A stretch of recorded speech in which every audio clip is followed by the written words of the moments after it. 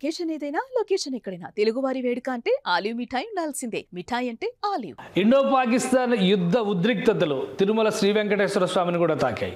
ప్రధానంగా విమానయానానికి సంబంధించి భారత ప్రభుత్వం కొన్ని కీలకమైనటువంటి నిర్ణయాలు తీసుకున్నటువంటి నేపథ్యంలో తిరుమల ఆలయం పైనుంచి కూడా కొన్ని విమానాలని అనివార్యంగా దారి మళ్లించాల్సినటువంటి పరిస్థితి ఏర్పడింది. నిన్న ఒకరోజే 10 నుంచి 20 విమానాలు తిరుమల గగనతలం నుంచి ప్రయాణం చేసినట్టుగా అధికారులు చెప్తున్నారు. దీంతో అసలు విమానయానానికి సంబంధించినటువంటి మార్పులు జరుగుతున్నటువంటి నేపథ్యంలోనే కేంద్రం మరొక కీలకమైనటువంటి నిర్ణయం తీసుకుంది. తిరుమల ప్రపంచ ప్రసిద్ధ పుణ్యక్షేత్రం, సెన్సిటివ్ ఏరియా అయినటువంటి నేపథ్యంలో ఆక్టోపస్ బలగాలకి తిరుమల భద్రత బాధ్యతని అప్పగించింది కేంద్ర ప్రభుత్వం. సో ఆక్టోపస్ బలగాలు సూచనల మేరకు వీళ్ళు లోకల్గా ఉన్నటువంటి తిరుమల విజిలెన్స్ కానీ తిరుమల సెక్యూరిటీకి సంబంధించి కానీ ఈ టీమ్స్ మొత్తాన్ని కూడా కోఆర్డినేట్ చేస్తూ ఒక మీటింగ్ ఆర్గనైజ్ చేశారు.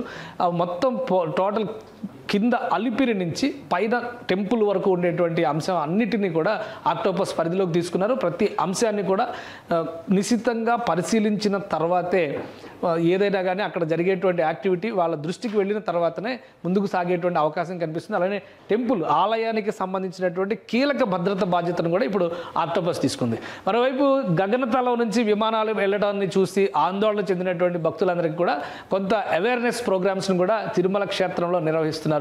ప్రధానమైనటువంటి అంశం దేశం ఇప్పుడు ఉన్నటువంటి పరిస్థితి, దాన్ని దృష్టిలో పెట్టుకునే ఈ నిర్ణయం తీసుకున్నారు. ఇంకా ఒకసారి తిరుమల గగనతలం పరిస్థితి మనం చూద్దాం. ఇది లైవ్ ఫ్లైట్ అప్డేట్స్ మనం చూస్తే కనుక టోటల్గా వెస్ట్ అండ్ నార్త్ ఇండియా మొత్తం కూడా క్లీనప్ అయిపోయింది. ఎక్కడ విమానాల రాకపోకలకి ఎలాంటి అవకాశం లేకుండా ఉంది. ఎందుకంటే చాలా 400 కిలోమీటర్ల రేంజ్ ఉన్నటువంటి ఆయుధాలను కూడా పాకిస్తాన్ ప్రయోగిస్తున్నటువంటి నేపథ్యంలో ఈ ప్రాంతం మొత్తాన్ని కూడా ఒక్క అహ్మదాబాద్ ఎయిర్పోర్ట్ మినహా, ఇక్కడ మనకు ఒక విమానం కనిపిస్తుంది, ఒక్క అహ్మదాబాద్ ఎయిర్పోర్ట్ మినహా దాదాపుగా ఈ రేడియస్లో ఉన్నటువంటి అన్ని విమానాలకు సంబంధించినటువంటి విషయాల్లో గగనతలాన్ని నో ఫ్లై జోన్గా మనం చూడాల్సి ఉంటుంది. కేవలం సైనిక అవసరాలకి, ఎమర్జెన్సీ అవసరాలకు మాత్రమే ఈ ప్రాంతాన్ని వినియోగించాలని చెప్పని కేంద్రం డిసైడ్ చేసింది. నిన్నటి నుంచి క్షిపణుల్ని ప్రయోగిస్తున్నటువంటి నేపథ్యంలో మరింత అప్రమత్తని కొనసాగించాలని నిర్ణయించుకుంది. ఇక ఇక్కడ మనం చూస్తే కనుక మన దేశానికి సంబంధించినటువంటి కీలక విమానాల రాకపోకలు ఏ దేశానికి వెళ్ళాలన్నా కానీ ఇక్కడ ఢిల్లీ నుంచి స్టార్ట్ అయితే ఢిల్లీ ఒక కోర్ పాయింట్గా చూస్తే ముంబై ఒక సెకండ్ పాయింట్ కనిపిస్తుంది.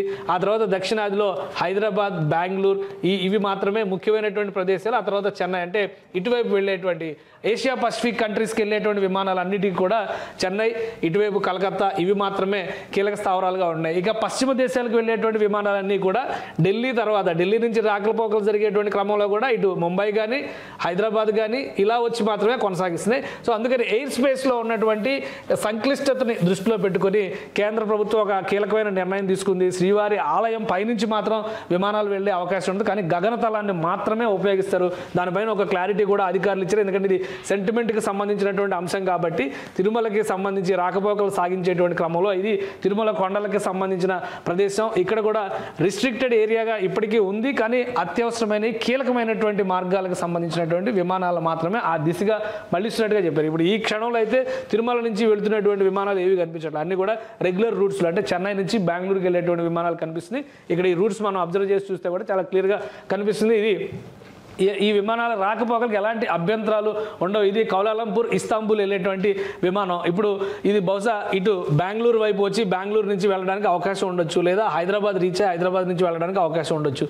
ఇలాంటి విమానాలు అత్యవసరమైనటువంటి మాత్రమే దారి మళ్లించి లేదా రష్ని దృష్టిలో పెట్టుకొని ట్రాకింగ్ చేసేటువంటి క్రమంలో ఒక సపరేట్ యాక్సిస్లో దాన్ని ప్రయాణం చేసేలాగా డైరెక్షన్స్ ఇస్తారు. కాబట్టి ఈ రష్ ఎక్కువ ఉన్న సందర్భంలో మాత్రమే తిరుమల కొండపై నుంచి వెళ్ళడానికి కూడా, అంటే తిరుమల కొండకి సంబంధించిన గగనతలాన్ని కూడా గతంలో అయితే 20-25 కిలోమీటర్ల రేడియస్ పరిధిలో ఎక్కడ కూడా ఏ విమానం, హెలికాప్టర్లు కూడా వెళ్ళడానికి అవకాశం లేదు. కానీ అత్యవసర పరిస్థితిని దృష్టిలో ఉంచుకుని మాత్రమే ఈ ప్రదేశంలో అవకాశం ఇస్తున్నట్టుగా చెబుతున్నారు.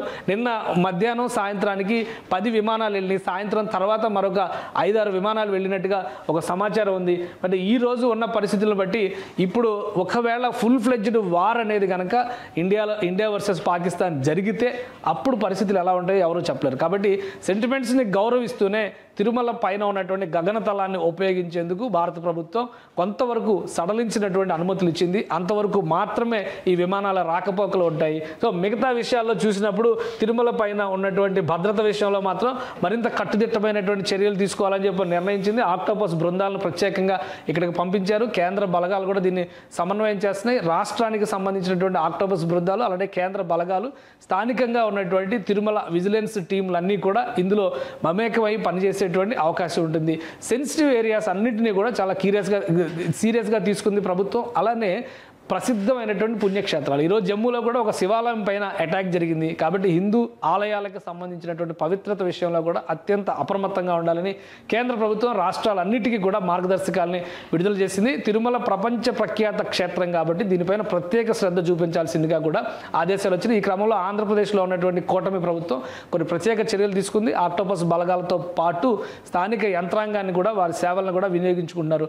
ప్రతి చోట జల్లెడ పడుతున్నారు. అనుమానిత వ్యక్తులు కానీ అనుమానాస్పద వస్తువులు కానీ ఉంటే తక్షణం సమాచారం ఇవ్వాల్సిందిగా ఆదేశాలు జారీ చేశారు.